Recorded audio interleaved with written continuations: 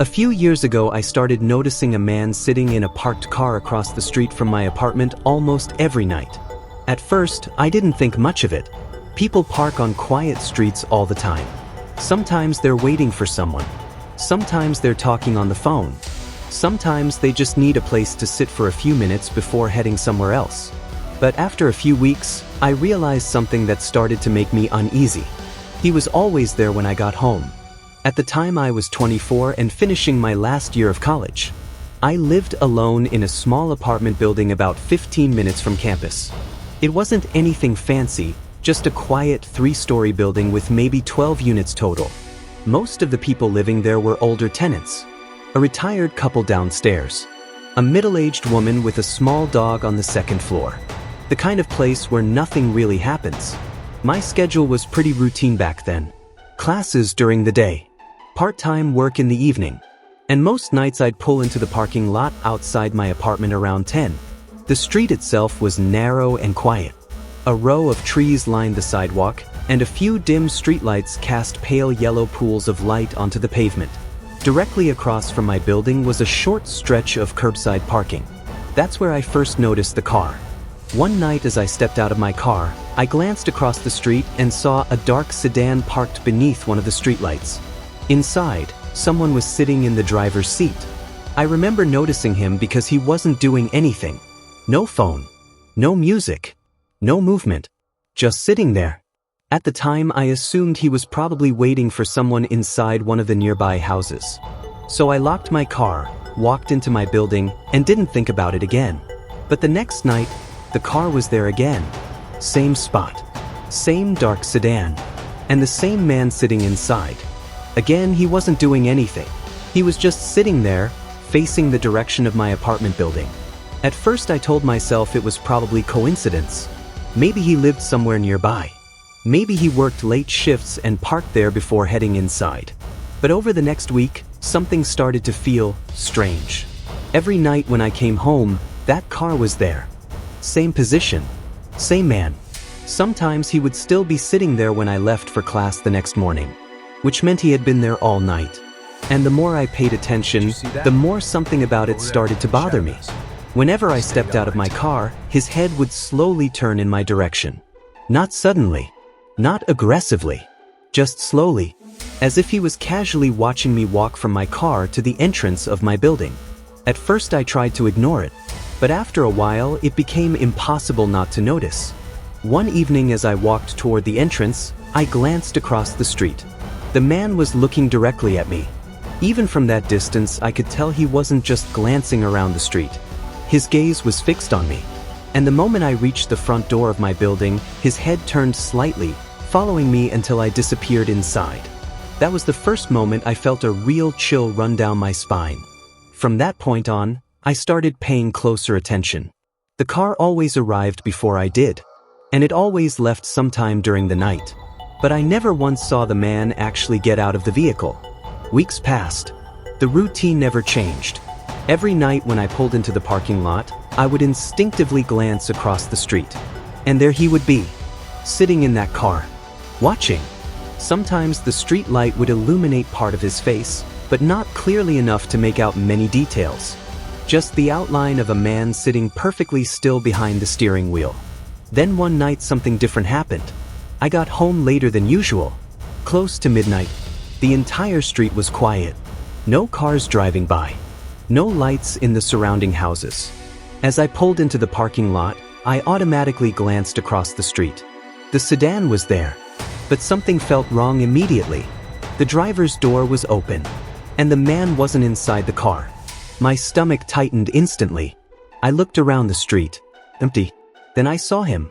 He was standing on the sidewalk. Right in front of my apartment building, looking up, directly at the row of windows on the 3rd floor. My apartment was on the 3rd floor. For a moment I just sat there in my car, frozen.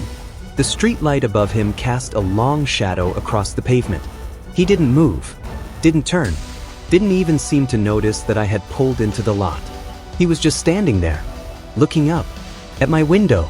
That was the moment something inside me snapped out of shock. I locked my car doors immediately and grabbed my phone. My hands were shaking as I dialed the police.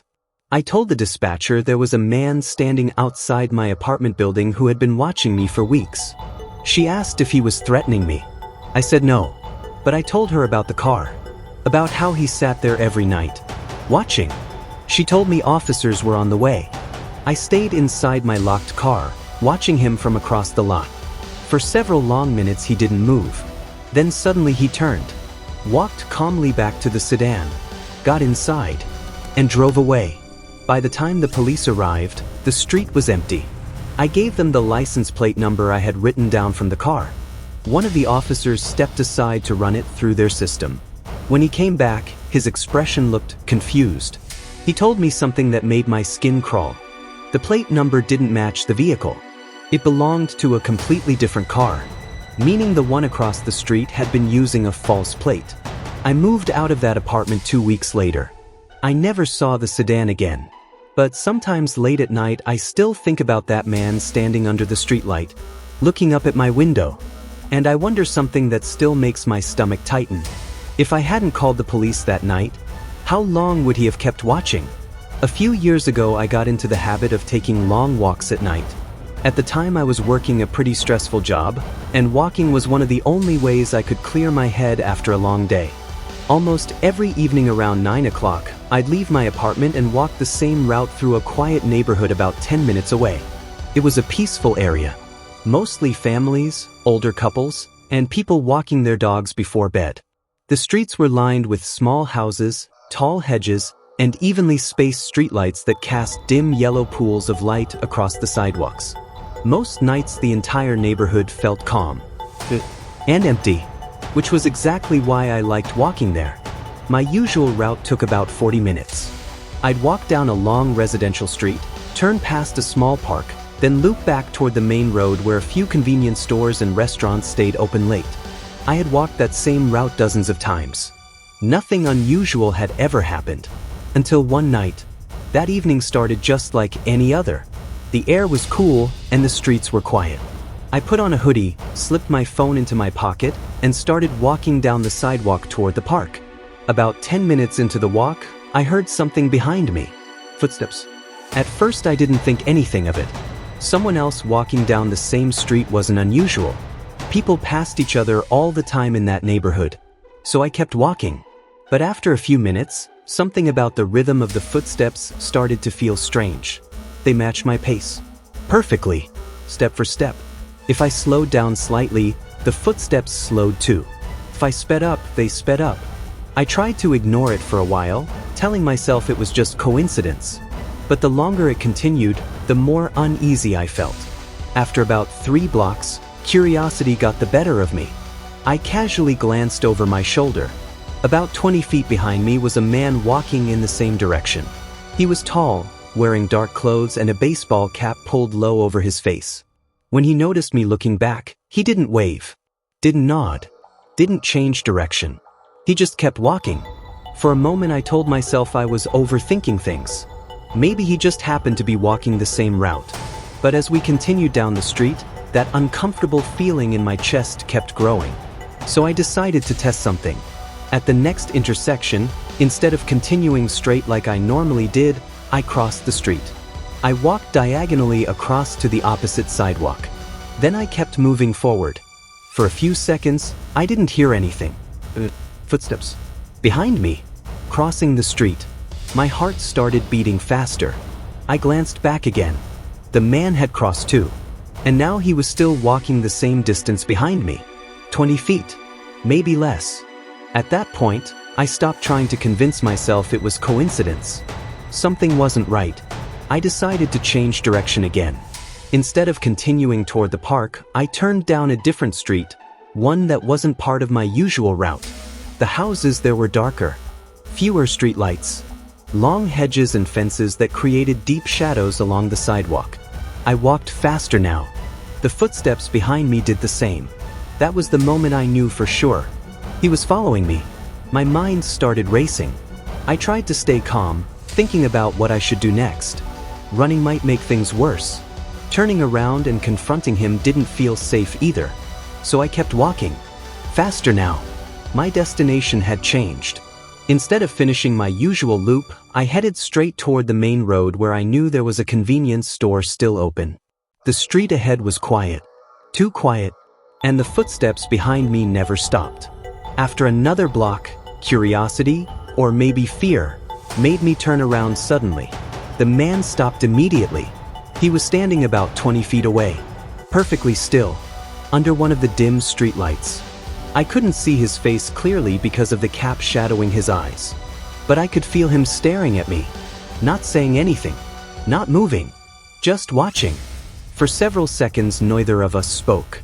The entire street felt silent. Then he took one slow step forward. That was enough for me. I turned and walked quickly toward the main road. By the time I reached the convenience store, my heart was pounding. I pushed the door open and stepped inside. The bright fluorescent lights inside the store felt almost blinding after the darkness outside. The clerk behind the counter looked up as I walked in. "Everything okay?" he asked. I turned and looked through the glass door. The sidewalk outside was empty. The man was gone. I stayed inside the store for almost 30 minutes. Eventually, the clerk agreed to call a taxi for me so I could get home safely. As I sat there waiting, I kept glancing toward the door, half expecting the man to appear again. But he never did. To this day, I have no idea who he was, or why he followed me that night. But I do know one thing. After that night, I never took another walk alone after dark. And sometimes when I think about it, I wonder what would have happened if I hadn't noticed those footsteps behind me. A few years ago, shortly after moving to a new city for work, I started receiving text messages from a number I didn't recognize. At first they didn't seem threatening, just strange. The very first message arrived late one evening while I was sitting in my apartment watching TV. It said only 2 words, "Nice place." I stared at the screen for a moment, confused. Wrong number, I assumed. So I ignored it. A few minutes later, another message came through. "Good view from the window." That one made me pause. I lived alone in a small 3rd-floor apartment overlooking a parking lot behind the building. It wasn't a particularly remarkable view. Just a row of parked cars and a few dim lights from the surrounding buildings. Still, the message made me uneasy. Back. "Who is this?" No response came. Eventually, I convinced myself it had to be someone joking around. Maybe a coworker who somehow got my number. So I tried to forget about it. The next evening, after work, I pulled into the parking lot and parked my car like usual. I grabbed my bag, walked up the stairs to my apartment, and stepped inside. About 5 minutes later, my phone buzzed again. A text from the same number. "You got home late tonight." My stomach dropped immediately, because it was true. I had stayed late at work that day, and the message had arrived only minutes after I walked through my door. I slowly walked to the window and looked down at the parking lot. The area was empty, just a few parked cars under dim lights. No people, no movement. Still, something about the message made the back of my neck prickle. I typed back again. "Who is this?" Once again, no reply came. That night I barely slept. The next day at work I told myself I was overreacting. There had to be a logical explanation. But that evening the messages started again. My phone buzzed while I was standing in the kitchen making dinner. The screen lit up with a new text. "You're home early tonight." My heart started pounding. Slowly, I walked to the window again. The parking lot below looked exactly the same as it always did. Quiet, empty. I stepped closer to the glass and scanned the area carefully. Nothing. Then another message appeared. "You're looking out the window right now." I froze. My hands went cold. For several seconds I couldn't move. It felt like someone had just whispered directly into my ear. I stepped back from the window slowly. My phone buzzed again. "Good idea." That was the moment I knew this wasn't a prank. Someone was watching me. I reported the messages to the police the next morning. They traced the number as far as they could, but it didn't lead anywhere useful. The number was linked to an unregistered prepaid phone. The officers suggested I block the number and contact them again if the messages continued. So that's what I did. And eventually, the messages stopped. Weeks passed. The months. Nothing else happened. But even now, years later, there's something that still unsettles me. Every once in a while, when I come home late and park my car in a quiet parking lot, I catch myself glancing up at the dark windows of the surrounding buildings. 'Cause sometimes, it still feels like someone out there might be watching, and just waiting for the right moment to send another message. If you enjoy true horror stories like these, consider subscribing to Midnight Scary Stories for more disturbing encounters every week.